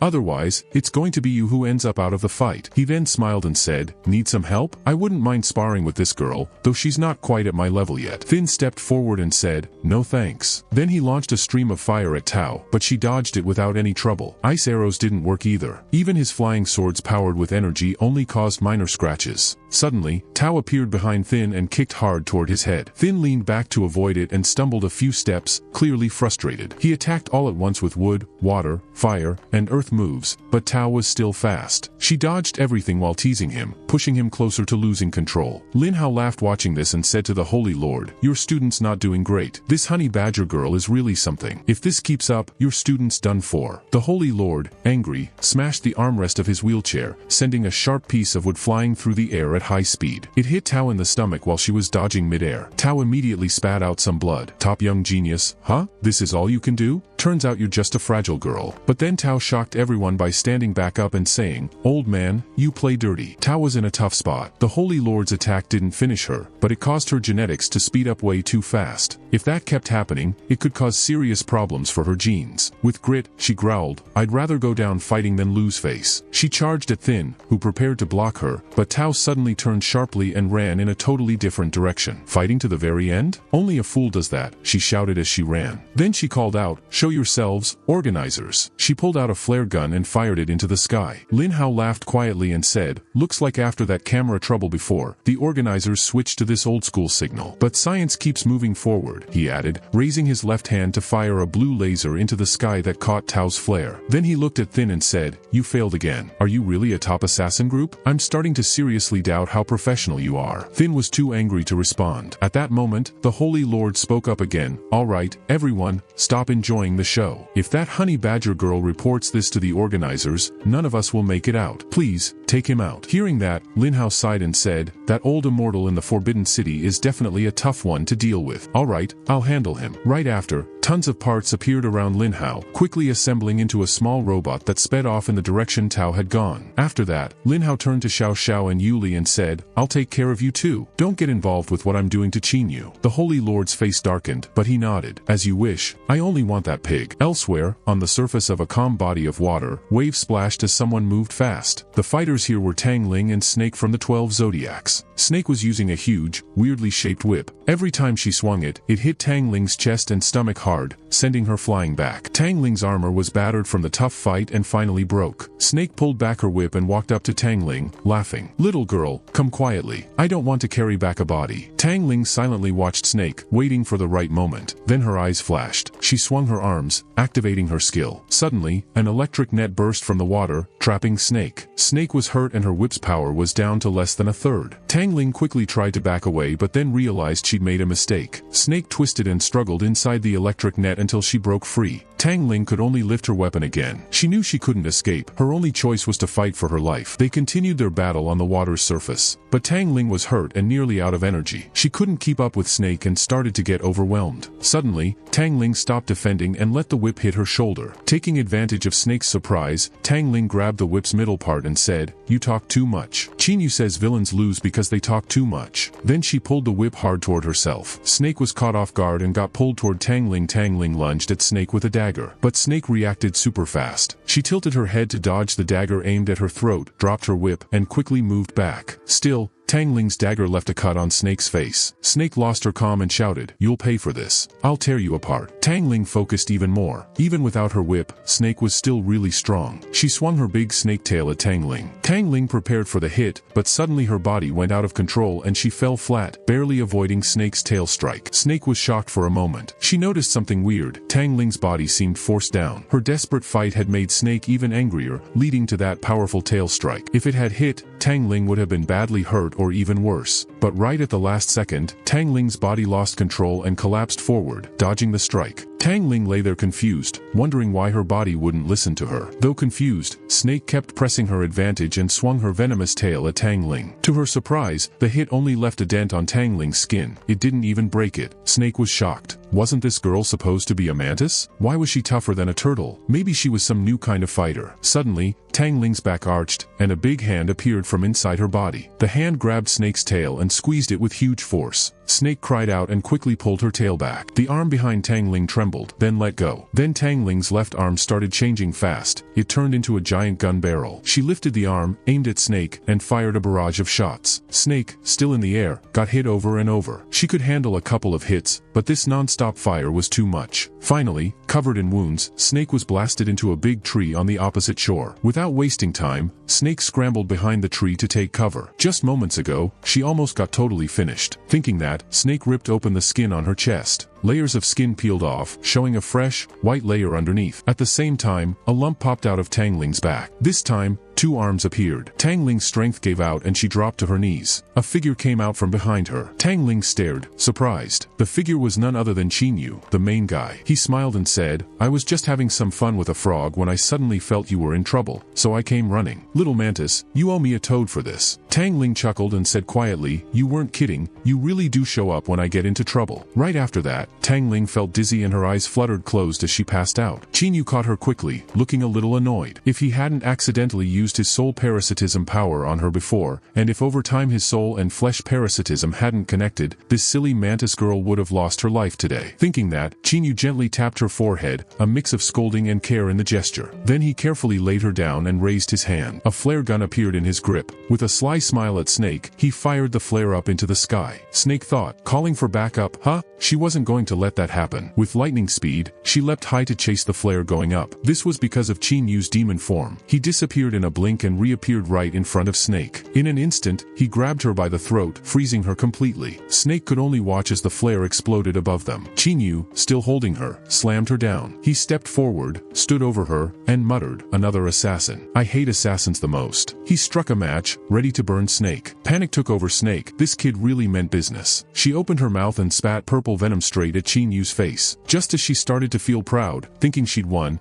Chinyu casually wiped the venom away and said, "What the heck, no manners?" Then he spat back a stream of his own venom. This one was a sick green color. The green venom covered Snake's face, making her scream in pain. Finally, Chinyu kicked Snake into a nearby bush. "Nothing personal," he said, "just an eyesore." Right then, a portal shimmered open next to Chinyu. Two medics rushed out carrying a stretcher and hurried over to the unconscious Tangling. Snake, barely hanging on in the bushes, was completely ignored. The medics quickly loaded Tangling onto the stretcher and carried her away. Chinyu turned and saw Yuna, Wang Fuxiao, and a few other teachers step out of the portal. He noticed the injuries they all carried and frowned. "What happened? You were all in the factory watching the matches. How did you get hurt?" he asked. Yuna's face was serious. "That lunatic from the Church of Technology released over 100 modified beasts into the city," she explained. "They even told us where the beasts would be dropped. To keep casualties low, we had to pull everyone back to deal with them. Even the elite ambush team got recalled." Hearing this, Chinyu's expression darkened. "Then doesn't that mean Xiao Go and Yuli are completely unprotected?" The flare Chinyu had fired had summoned 4 medics who took Tang Ling away for treatment. Now, seeing Yuna and the others injured and hearing that Xiao Xiao and Yuli were out of contact and left vulnerable, anxiety surged in Chinyu. He quickly grilled the teachers for any news about them. Yuna said, sounding down, "We only have the last bit of footage. After that, we'll have to search for ourselves." Chinyu looked at the medics and asked, "Can't we ask the organizers for backup?" Wang Fuxiao sighed. "Kid, if the organizers had anyone left, we wouldn't be stuck fending for ourselves like this." Sunwoo nodded and gestured at the medics. "These 4 are the last support the organizers could send." Then Sunwoo looked up and saw Chinyu was already sprinting away, yelling, "What are you waiting for? Go find them." Meanwhile, in another part of the arena, Tao from the Honey Badger clan was running for her life. The robot Lin Hao had made was chasing her. As it followed, the robot's voice echoed Lin Hao's, "Give it up. Your chance to escape is less than 1%. Tao yelled for help but tripped over a rock and fell hard. The robot hovered above her, looking down coldly. "The Berserker warrior gene is impressive," it said, "but it lacks endurance. Now, even an ordinary person with a stick could take you down." Lying on the ground, Tao felt humiliated. Fighting was one thing, but why did this machine have to act like a professor lecturing her? So annoying. Ignoring her annoyance, the robot kept talking. "Your Honey Badger clan genes have a major flaw. Exactly why I didn't use them for the green rabbit." Tao nearly choked on her anger. "Damn it, what rotten luck. The first time I lose is to a chattering pile of scrap metal. And you dare criticize my genes? Even if yours are so great, can you even reproduce?" The robot didn't flinch. "A sharp tongue doesn't make you stronger," it said, raising its hand and charging energy. Tao's heart sank. But suddenly, the robot seemed to sense something, and the laser it had aimed at Tao shot straight into the sky. At that moment, a streak of red light fell from above. Chinyu, diving in fast. Without hesitation, Chinyu plunged right into the robot's blue laser beam. The beam shattered on impact. In a flash, Chinyu slammed into the robot. The crash caused a huge explosion. Amidst the smoke and flying debris, Chinyu drove his weapons deep into the robot's chassis with both hands. Blue flames suddenly burst from the robot's back as it staggered backward, its eyes locking onto Chinyu with a wild, manic glare. "Chinyu," it hissed, "we meet again. These past few days without you have felt like years." Hearing the voice, Chinyu froze. A flicker of recognition sparked in his mind. The robot's eyes shimmered, reflecting the face of Lin Hao, a sinister grin twisting his lips. "Chinyu," Lin Hao sneered, "do you have any idea how much I've longed to kill you?" Chinyu's breath caught. Now he understood. This was the Church of Technology lunatic Yuna and the others had warned about. Lin Hao laughed darkly. "Yuli and Xiao Xiao are both in my hands. If you want to save them,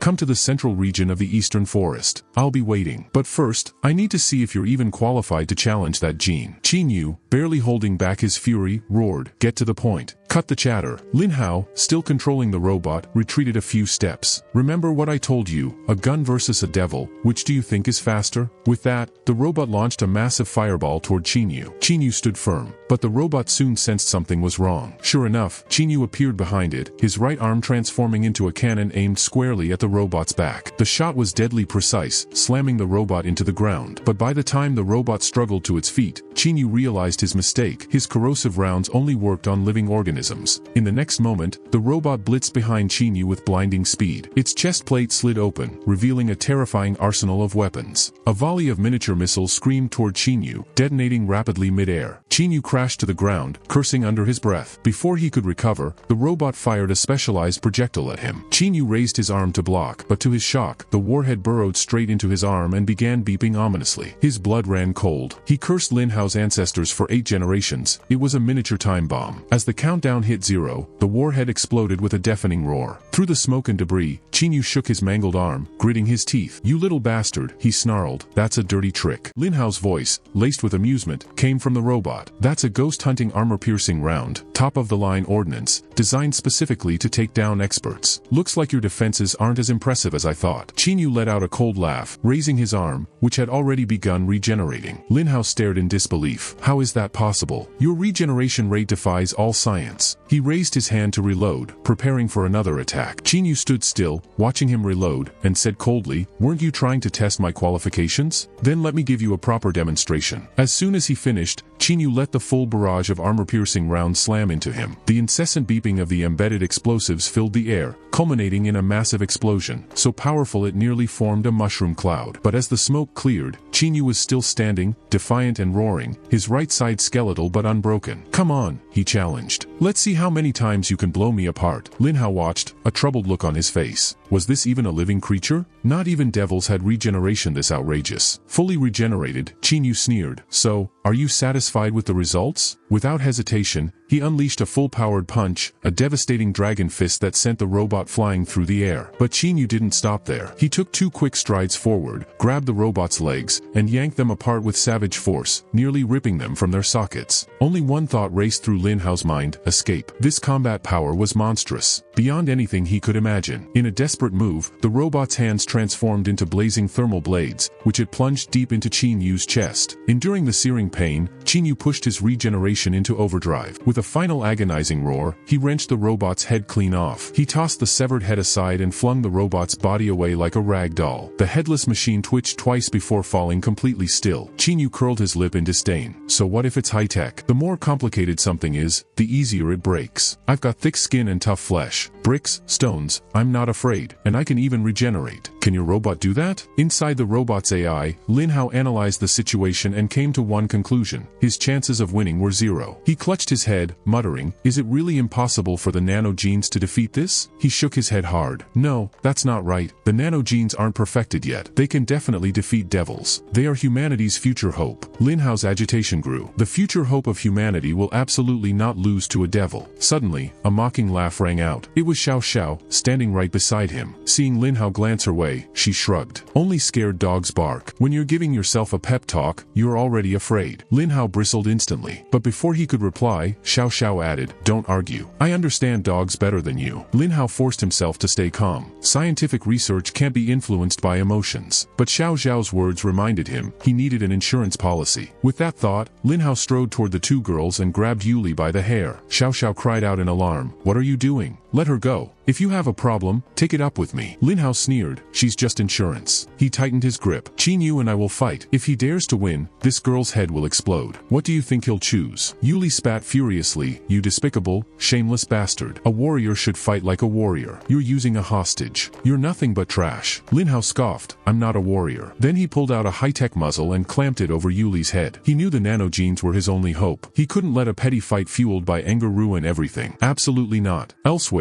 Chinyu watched me Tao live streaming and asking for donations, lost in thought. Why hadn't he thought of such an innovative way to get famous? The Church of Science and Technology was truly terrifying. He'd just finished dismantling a robot, only to turn and see a battered me Tao calling for donations amid a storm of missiles. Chinyu shook his head, exasperated. "I'm risking my life fighting, and you're treating this like entertainment." Mi Tao finally noticed him. "Hey, big guy, what's your name?" Chinyu, unimpressed by someone better at making money than him, didn't want to respond. But Mi Tao latched on, launching into a detailed self-introduction, nearly including her entire family tree, before finally getting to the point. "Do you have a girlfriend?" Just then, Yuna and the others arrived. Chinyu breathed a sigh of relief, thinking he was finally free. He gave them a quick update and took off. Mi Tao shot a glare at Yuna, her hostility clear as day. "Who are you?" she demanded. Before Yuna could even answer, Mi Tao kept going. "What are you to him? I'm warning you, stay away from him. Anyone who tries to steal a man from the Honey Badger clan will get crushed, even if I have to rip them from their mother's womb." Yuna's head spun, her face darkening. Noticing this, Mi Tao shrieked, "What are you gonna do?" "I'm live streaming," Yuna said coolly. Without hesitation, Yuna stepped forward and delivered a swift kick to Mi Tao. "You look like you've got a concussion. Let me help clear your head." The kick nearly made Mi Tao lose her live stream. But strangely, the stream blew up even more, donation rockets flying across the screen faster than before. Someone spammed the chat, "I saw black lace underwear." What else they saw, no one knew. Meanwhile, Qinyu arrived at the designated meeting point with Lin Hao. As soon as he landed, he heard Lin Hao's voice. "Qinyu, you finally arrived." Looking up, Qinyu couldn't help but chuckle. "Quite the welcoming committee you've got. Saves me the trouble of hunting you all down one by one." Spotting Yuli tied up, the two girls winked frantically at Qinyu, urging him to escape. Qinyu breathed a sigh of relief. "Good, you're alive." Lin Hao strode toward Qinyu. "All right, let the battle begin." Suddenly, more than 10 robots surrounded Qinyu. While removing his high-tech armor, Lin Hao explained each robot's unique function. Every piece of his armor could fight independently, basically a miniature army. But no matter how flashy the tech was, it wasn't the main event today. Lin Hao pointed to a tattoo-like mark on his chest. "This is the star of the show, the nano genes." With a dramatic bow, he declared, "Qinyu, let us duel before the eyes of the world." The moment he finished, Lin Hao shot into the air like a phantom and launched a punch at Qinyu. Qinyu laughed out loud. "Excellent. Come on." He met Lin Hao's attack head-on. Their fists collided with such force a shockwave cracked the ground beneath them. But Qinyu frowned. Lin Hao's physique was, at best, level 6. How was he able to take that blow without flinching? At that moment, Lin Hao's nano genes kicked into high gear, activating 2 buffs, shock absorption and defense boost. Lin Hao grinned. Surprised? This is just the beginning. He then unleashed a relentless flurry of punches at Qinyu. Qinyu thought to himself, "You want a fist fight? I'll give you a fist fight." In a flash, Qinyu changed tactics. He sidestepped Lin Hao and grabbed his throat. But 2 more buffs shimmered into life, enhanced flexibility and cut resistance. Qinyu's attack was completely useless. Lin Hao smirked as Qinyu stumbled back. "The real surprise is yet to come." Qinyu chuckled. "The surprise is right beneath your feet." Suddenly, a tentacle wrapped around Lin Hao's ankle. Lin Hao's balance shifted precariously as Qinyu grabbed him and spun him like a spiked ball, smashing him through a line of trees. But even after being tossed around like a rag doll, Lin Hao remained unscathed. "It's useless," Lin Hao declared. "My genes are your devil kind's natural counter. How many abilities do you have? 10? 100? Even if you have 1,000, I will adapt to them all." With that, Lin Hao blurred into motion, hurtling toward Qinyu. As he closed in, a leg shot out from the blur, delivering a spinning kick straight to Qinyu's torso. Then, Lin Hao changed into a small tiger form and brought a fiery fist down toward Qinyu's face. Just as Qinyu stumbled back, Lin Hao's hands turned into shiny metal and slammed into the back of Qinyu's neck. Next, vines sprouted from his hands, wrapping tightly around Qinyu. The crowd outside the arena gasped in surprise. A human was actually holding his own against a devil. The nano genes were seriously impressive. But Qinyu knew Lin Hao's nano genes weren't perfect yet. Otherwise, Lin Hao wouldn't have challenged him like this. There had to be a weakness, something Qinyu hadn't noticed, or maybe the answer was right in front of him. Thinking that, Qinyu pushed hard, broke free from the vines, and lunged at Lin Hao. Lin Hao didn't seem worried and threw a casual punch to send Qinyu flying. But Qinyu disappeared and suddenly appeared right next to Lin Hao, hitting him hard in the throat with his elbow. Qinyu's hands grabbed Lin Hao's neck tightly. His own nano genes kicked in, making him stronger and tougher. Feeling the power boost, Lin Hao taunted, "Is that all you've got?" Qinyu smiled and tightened his grip, then jumped straight up into the sky, carrying Lin Hao with him. Lin Hao's eyes widened. Was Qinyu trying to take him into space to suffocate him? Even the best tech couldn't beat mutation, especially when that mutation was a devil. Lin Hao realized Qinyu wanted to go high enough to cut off the air, but Lin Hao wasn't scared. His nano genes kicked into overdrive as he punched Qinyu's chest and stomach, trying to break free. Qinyu gritted his teeth, refusing to let go. Instead, he held tighter and sped up their climb. Lin Hao got furious and started attacking wildly. Finally, he landed a heavy punch on Qinyu. But when Lin Hao's guard dropped for a moment, Qinyu grabbed his arm. A bright red light like a torch flared up around Qinyu. "Not so fast," Qinyu said. Before Lin Hao could react, they burst through the atmosphere into the blackness of space. The air disappeared instantly. The temperature dropped fast. Lin Hao shoved Qinyu away, desperate to get back to Earth. Staying in space meant certain defeat. No air, freezing cold. Qinyu struggled in the void, realizing even devils can't handle space well. A layer of frost started forming on Lin Hao. At those cold temperatures, Lin Hao knew he couldn't last long. Using all his strength, he turned on his nanogene's life support system, melting the ice around him. Qinyu, on the other hand, was completely frozen and looked close to losing consciousness. Lin Hao laughed. "Goodbye," he said quietly. "Enjoy floating in space forever." With that, Lin Hao turned and flew back to Earth. But then, a red light pulsed from Qinyu's chest, and his eyes snapped open. "Boiling blood, activate," Qinyu said. Suddenly, Qinyu's whole body heated up fast. He saw Lin Hao trying to escape and smiled. "Trying to sneak away while I was out? Nice try. Qin Yu shot forward, grabbed Lin Hao, and slammed an elbow into his back. He kept hitting him with a non-stop barrage of punches. While attacking, Qin Yu said, "Your nano genes are strong, but they have serious flaws. To keep your body from collapsing, your nano genes limit how much they can copy themselves. They don't have their own awareness or control. That's their biggest weakness." Lin Hao pushed Qin Yu's hands away and roared, "So what? Your boiling blood can't last forever. Once it's gone, how will you survive in space?" Qin Yu growled back, "Let's see who lasts longer." With that, he wrapped his arms around Lin Hao and sped down toward Earth at a terrifying speed. As the ground rushed up, Qin Yu grinned. "Goodbye." Lin Hao stared in confusion, unable to understand what was happening as Qin Yu suddenly disappeared right in front of him. The next moment, Lin Hao crashed hard into the ground. The impact made a loud noise, and Lin Hao started coughing up signs of damage from multiple places. Thanks to his nano genes, he wasn't completely destroyed from the fall, but every bone in his body was hurting badly, broken and fractured. Qin Yu landed safely and casually walked over to where Lin Hao was lying. Lin Hao quickly tried to activate his nano genes, doing his best to repair the serious damage. He struggled to get up, determined to keep fighting. He had clearly underestimated Qin Yu. Qin Yu, still powered up from the wasteland energy, launched a strong side kick. Lin Hao's nano genes glowed brightly, barely blocking the hit, but Qin Yu didn't stop. He spun around and delivered another powerful kick. His leg swung high and hit Lin Hao's throat hard. Then, Qin Yu kept kicking Lin Hao's downed body in a quick, intense series of hits. The nano genes couldn't keep up with the fast attacks. The glowing blue light started to fade. Fully overwhelmed, the nano gene sputtered out and shut down. Seeing his chance, Qin Yu put his foot on Lin Hao's back. "Looks like your so-called perfect genes aren't so perfect after all," Qin Yu said. Lin Hao lay there, coughing and unable to respond. Qin Yu glanced at Xiao Xiao and Yuli in the distance and smiled. "Just wait a bit longer, you too." Then he turned and started walking toward Yuli. Suddenly, Lin Hao's weak but determined voice called out, "Qin Yu, where do you think you're going? Our fight isn't over yet. Your path ends here. Mine keeps going." The intense battle between Qin Yu and Lin Hao, the clash of powerful mutation and advanced science, had reached its peak. But even battered and broken, Lin Hao refused to give up. He pushed himself up, shouting, "Our fight isn't over." He charged at Qin Yu, but after just a few steps, his legs gave out and he collapsed. Qin Yu watched without reaction, then turned and kept walking. Seeing this, Lin Hao, still on the ground, shouted, "Qin Yu, stop right there. I'm not done yet." Suddenly, a strange light flashed in Lin Hao's eyes. His body jerked upright in a twisted way, and he yelled, "My greatest work won't lose to someone like you." He rushed to Qin Yu. This last attack was powered by pure will, forcing his overloaded nano genes into one final burst of energy. But Qin Yu just looked at him with pity. He vanished and appeared behind Lin Hao. Qin Yu's right hand changed into a glowing red blade and sliced at Lin Hao's out-of-control right arm. The blade cut through Lin Hao's shoulder, removing his right arm. The arm, no longer looking like normal flesh, fell to the forest floor with a heavy thud. Unable to control the wild nano genes inside, the severed arm started breaking down, exploding in sparks and debris. Lin Hao stared in shock, numb from the pain of losing his arm. He realized clearly that if Qin Yu hadn't cut off the arm, the unstable nano genes would have exploded inside him and completely finished him off. Qin Yu finally spoke, his voice full of disdain. "You pride yourself on science and technology, but what failed you wasn't your genes, it was you. From the start, you weren't even a real challenge." Lin Hao, hurt both physically and emotionally, couldn't find any words back. Qin Yu stepped over him and kept moving forward. "Your path ends here. Mine keeps going." He quickly reached Xiao Xiao and Yuli, then took off the gag from Yuli's mouth. Finally free, Yuli burst out angry. "How could you gag me? I'm going to finish you." She jumped at Qin Yu, but he caught her easily. Then he turned and picked up Xiao Xiao. "All right, this place is way too dangerous. We need to get out of here." Suddenly, Yuli grabbed her head, letting out a quick cry of pain. Before Xiao Xiao could ask what was wrong, Yuli seemed fine again. The pain disappeared as fast as it came. Just as Qin Yu took a few steps, another person jumped right in front of him. "Hold on. Don't think Lin Hao is the only one who can fight. You've come this far, but you're not leaving." It was Snake, and he looked stronger than before. As he talked, rocks erupted from the ground, flying toward Qin Yu, Xiao Xiao, and Yuli. Controlling the rocks, Snake said, "Before, I was careful not to make too much noise, so I didn't use my full power. But now that you're here, I'm not holding back." The rocks sharpened into points and flew straight at the three of them. Qin Yu spun around and shielded the two women behind him. Snake sneered, "Worried about protecting others? You should worry more about yourself." He clenched his fist and slammed it forward. A huge mountain of earth rose up and came crashing down toward Qin Yu with terrifying force. Everyone watching gasped. What kind of power is this? Moving mountains? How can he control something so big? But right then, bright lights flashed through the air, cutting the mountain into many pieces. A golden shield shaped like a turtle's shell appeared in front of Qin Yu, blocking the falling debris. Wang Fu Xiao had arrived just in time. The one who sliced the mountain was his wife, Tang Qi, and an expert with blades who controlled insects. She looked at her husband and said, "You don't need to get involved, dear. 30 moves, that's all I need to finish him." Snake suddenly felt worried. Trapped between this husband and wife team, masters of attack and defense, he knew he was in trouble. Tang Chi's close-range blade skills were a perfect counter to his long-range earth control. If she got close, he'd have to give up. Then a log flew out from the forest, heading straight for Snake's back. Snake reacted fast, shooting a burst of fire that burned the log to ashes. He glared toward where it came from and said, "Show yourself." Sun Wu stepped out from the trees, muttering under his breath, "If there's a fight, count me in. I'm the best at this." Snake sighed. This husband and wife team was already a problem, and now this hot-headed old guy was joining too. From a distance, Yuna's voice called out. She quickly came over, leading a small group of staff. An eerie silence fell over Snake. Even the Holy Lord seemed surprised and didn't say anything at first. Finally, the Holy Lord spoke to Snake. "Snake, come here." He then pointed at Tang Chi, Wang Fu Xiao, and Sun Wu, and asked, "Be honest, what are your chances against those three?" Snake broke out in sweat. He didn't dare lie and answered honestly, "Holy Lord, less than 1%. But I swear, as long as I live, they won't get close to you." The Holy Lord patted Snake on the shoulder. "Your loyalty is strong, Snake, but loyalty alone won't help if you can't get the job done." Then, a soft light glowed from the Holy Lord's hand. Snake suddenly felt a sharp pain and let out a shout. Moments later, Snake was gone, turned to ashes. The Holy Lord stood up from his wheelchair and faced the others. His voice was cold. "Looks like I have to handle this myself." His power had returned, the power of many beasts combined. He looked around with a cold smile. "Since you're so eager to finish this, I'll help you out." As he spoke, the Holy Lord's power grew stronger, breaking past the 9 swords level and climbing even higher. When his energy finally settled, he stared at Tang Chi. Like he remembered something unpleasant, he clenched his teeth. "I hate the Tang clan more than anyone." Then he turned and said sharply, "Rabbit, bring me my weapon." But no answer came. Rabbit wasn't around, and there wasn't even a single rabbit hair nearby. When the Holy Lord looked again, he realized Rabbit had disappeared. After all, Snake had just been finished off by the Holy Lord himself. If not now, when else could Rabbit run away? Turning back to the others and noticing their pitying looks, the Holy Lord got angry. "Just a useless pawn. I'll deal with him later. But you're up next," he said. "Listen carefully. With just one stomp or one swing, the divine artifact I inherited from the myriad beast dimension, the 12 zodiac rings, will appear." Right then, more than 10 glowing rings shot out from under his wheelchair and wrapped around his arms. Then, the Holy Lord slammed his hand into the ground, cracking the earth and sending huge rocks flying at everyone. Those who could dodge did. Those who could fly took off. But the staff members were frozen in fear, having no martial arts skills to protect themselves. Sun Wu rushed forward and shielded them. The Holy Lord's presence was powerful and impressive, truly a force to be reckoned with. Everyone tensed up. Tang Chi, always eager for a fight, was the first to attack, but even her strong blade couldn't break through the Holy Lord's defense. Under his robes, golden dragon scales shimmered. A giant boar's head appeared behind him, and with one swipe, it knocked Tang Chi back. Then the boar shifted into a rat. The Holy Lord swung his hand again, releasing a powerful attack from the rat zodiac. Qin Yu was stunned. Not only had the Holy Lord sacrificed his own subordinate to recover, but he also cured his long paralysis, grew dragon scales that made him almost untouchable, and now he was using the power of the 12 zodiacs, pushing Tang Chi back with just a few moves. Tang Chi stabbed her blade into the ground to steady herself. Suddenly, the Holy Lord attacked again, but this time, he pulled instead of pushed. Tang Chi almost lost her balance and was only saved when Wang Fu Xiao grabbed her. If he hadn't, she would have been dragged right to the Holy Lord. Watching this, Qin Yu thought to himself, at this rate, they're all in trouble. A red light flashed in Qin Yu's eyes as he used his gigantification power. In an instant, he grew huge, about 7 or 8 meters tall. The Holy Lord sneered. "Think you're smart, huh?"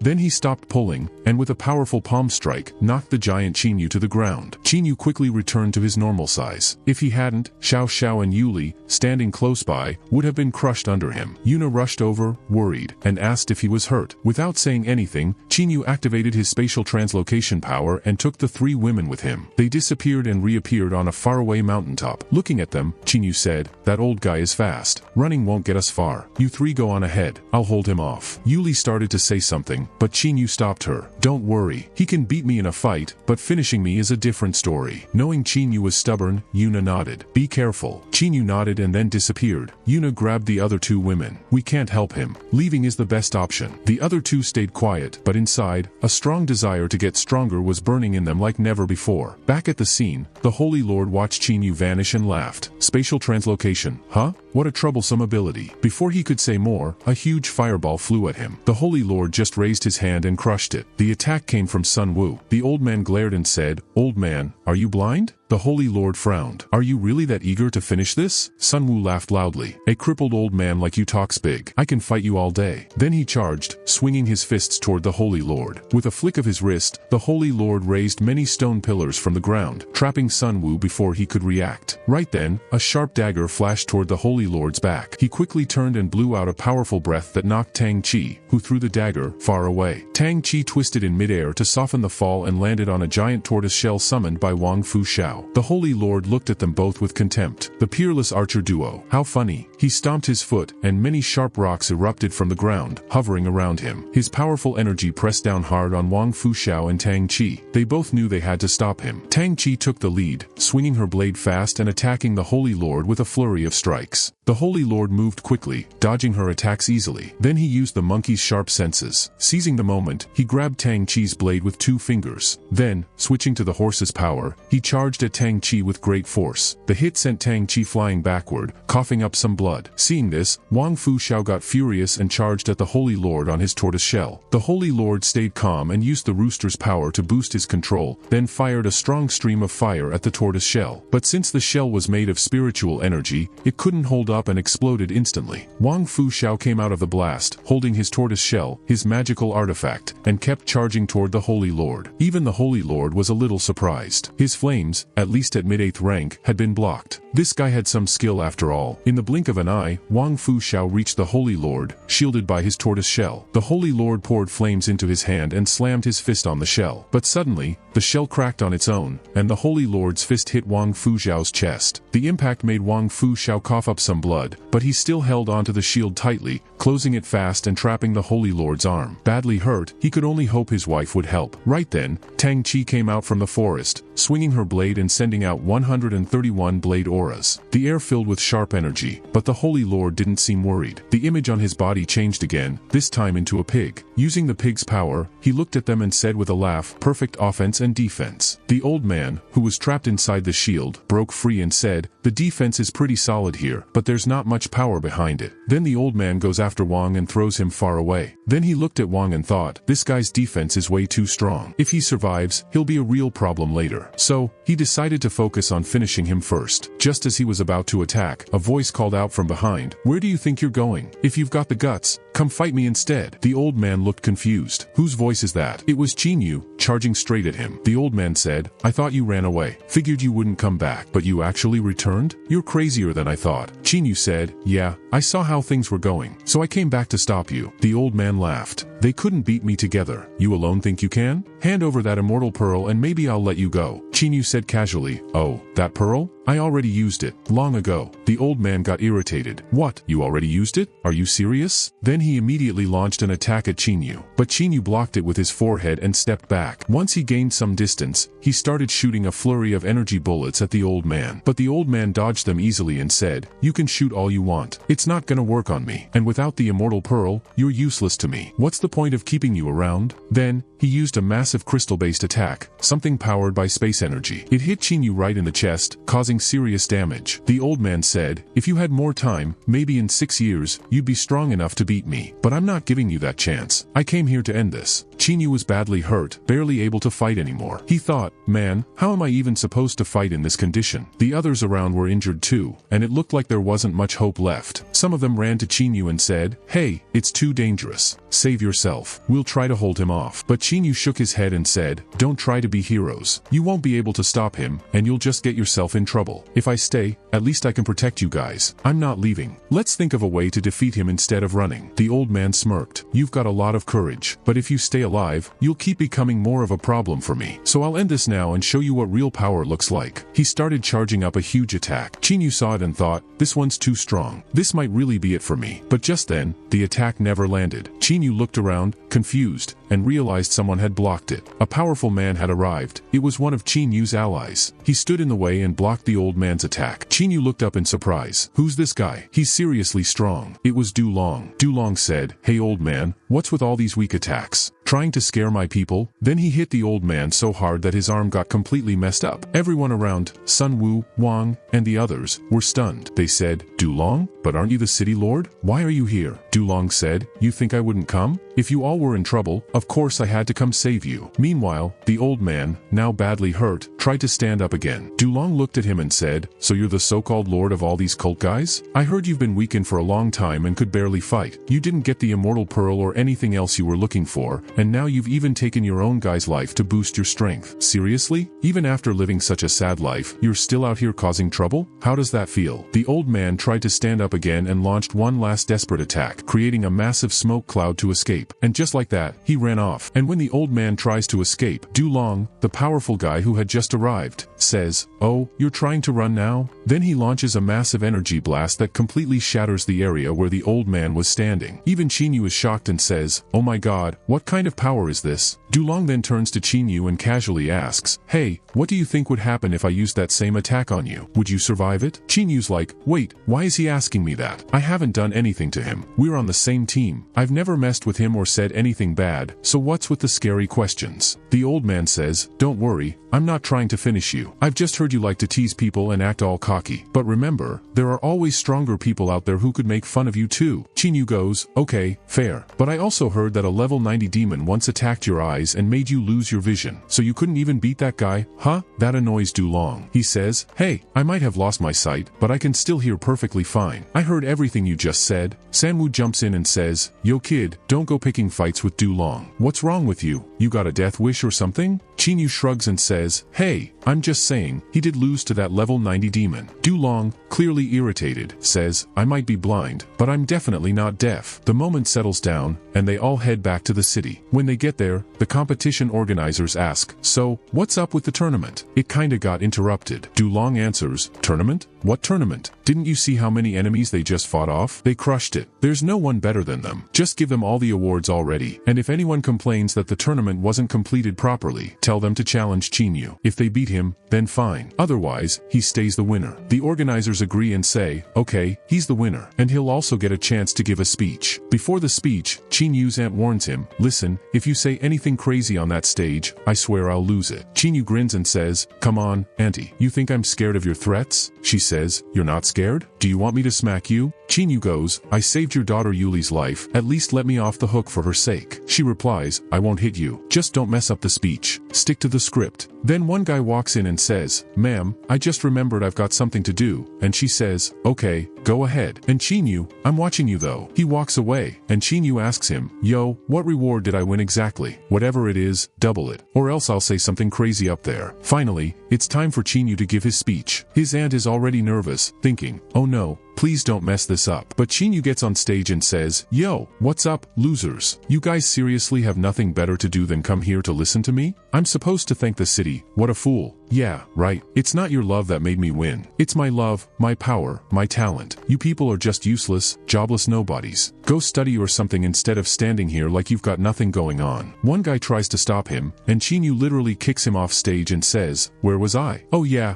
go back to your sad little lives. Eventually, 3 or 4 people grab him and drag him off stage, saying, okay, that's enough. You're embarrassing everyone. Then it's Menta's turn to speak. She's thinking, should I give a nice speech or just call everyone out like Qinyu? The host politely asks her to give a decent speech. So she steps up and simply says, thank you, everyone. I'm grateful to have won. I want to give credit to my Mentis clan and my family. Thanks. Then she walks off stage. Backstage, Qinyu's aunt is yelling at him again, you messed it up again. You embarrassed me and the academy. Then the scene shifts to the number 0. He had gotten hurt in Qinyu's earlier fight and was unconscious. Now he finally wakes up. Just then, Dulong shows up and says, hey man, how are you? It's been so many years since we met. I think it's been like 200 years since that whole incident, and you still haven't let it go, huh? So number 0 says, bro, how can I just forget everything like that? He reminds Dulong, we were a team of 10. Out of all of us, only you and I made it back alive. How am I supposed to move on after that? Dulong replies, whatever happened in the past, we should focus on the future now. But number 0 shuts him down, don't give me that crap. I know you still think about it too. I know you still get angry that the demon we tried to kill got away. All 10 of us went in to fight fight him, and in the end, 8 of us died. You lost your eye, remember? And we barely made it out alive. He continues, the only reason I'm even alive is because of this nanotechnology. That's the only thing strong enough to defeat a high-level demon like him. That's why I've been training for years, to get revenge. But today, I couldn't even beat a low-level demon. I'm useless. If I can't even win against someone that weak, how will I ever beat him? Maybe I'm just not cut out for revenge. Dulong tries to calm him down and says, let it go, man. Just join us. You'll be better off under our wing. But number 0 responds, yeah right, no way I'm joining you. And now I get it, you're only here because you want my nanotech, don't you? Dulong admits, yeah, I want it. Number 0 snaps, forget it, I'm not giving it to you, no matter what. Dulong insists, bro, look, you're not even using it right, you don't know how to use it properly. Let us take it, we'll give it to the military, to the real warriors. They'll use it to protect humanity. We'll use it, right? But number 0 says, that's not the point. It's not like I don't want to give it to you. The truth is, I can't. You see, when I created this tech, I used the genes of that level 90 demon. I found its DNA from a dead body and built the tech around that. But now, that genetic sample is completely used up. He pauses, then adds, if you want to recreate the tech, you'll need the same kind of demon, one whose genes match exactly. And finding another one like that? That's next to impossible. Dulong says, he had hoped they could use the tech to fight the demons and save humanity, but now he realizes it's hopeless. Number 0 says, that same demon, the one who beat me, he's getting stronger. And his allies? They're becoming even more powerful. One day, they'll rule everything. Then the focus shifts back to Archinyu. His life goes on, messing around with his aunt, laughing with his teammates, battling demons from different dimensions, and sometimes fighting them even in outer space. Day by day, fight after fight, he and his crew keep getting stronger. They keep hunting down demons and creating a peaceful world for humanity. And this is where the story ends. Yes, this was the final chapter of this manhwa, and I've covered everything for you. But before I wrap up, I want to share something important with you. It takes me around 16 to 18 hours to create each of these videos. Yes, I do everything alone, from start to finish. But when I see no likes or comments, it honestly feels very demotivating. Just think about it. Someone is putting in nearly 18 hours of effort into a single video, and if the audience doesn't even engage with it, how would that feel? So I'm just making a small request. Please drop a comment telling me how you liked the video. It really makes me happy to know that you're enjoying my work. So please, guys, show a little support.